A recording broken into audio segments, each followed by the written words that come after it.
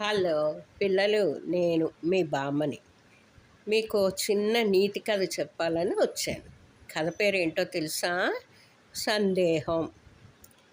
అనగా అనగా ఒకరోజు ఒక బడిలో బాలుడికి ఒక సందేహం వచ్చింది.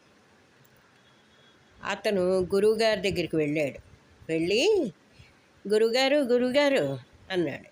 ఏమిట్రా అన్నారు. నాకు ఒక సందేహం ఉంది, మీరు జవాబు చెప్పాలి అన్నాడు. సరే అన్నారు.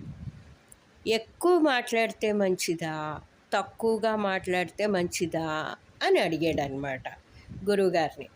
గురువుగారు చిన్నగా చిరునవ్వు నవ్వి ఈ జవాబు చెప్పారు. కప్ప కూత రాత్రి పగలు వినిపిస్తూ ఉంటుంది, అయినా దాన్ని ఎవ్వరూ పట్టించుకోరు. బెక్కబెక్క బెక్కబెక్క అని అరుస్తుంది కదా, అర్చన ఎవ్వరూ వినిపించుకోరు, పట్టించుకోరు.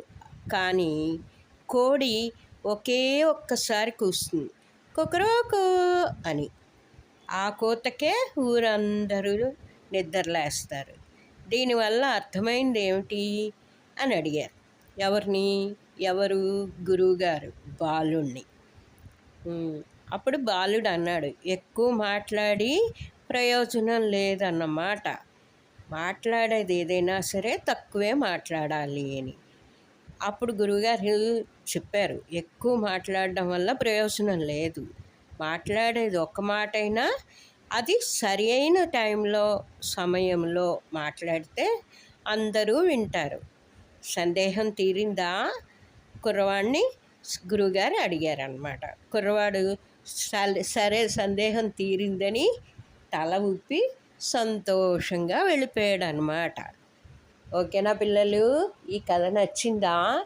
మీకు నచ్చితే సబ్స్క్రైబ్ చేయండి, లైక్ చేయండి, కామెంట్ చేయండి, మీ ఫ్రెండ్స్ అందరికీ కూడా షేర్ చేయండి.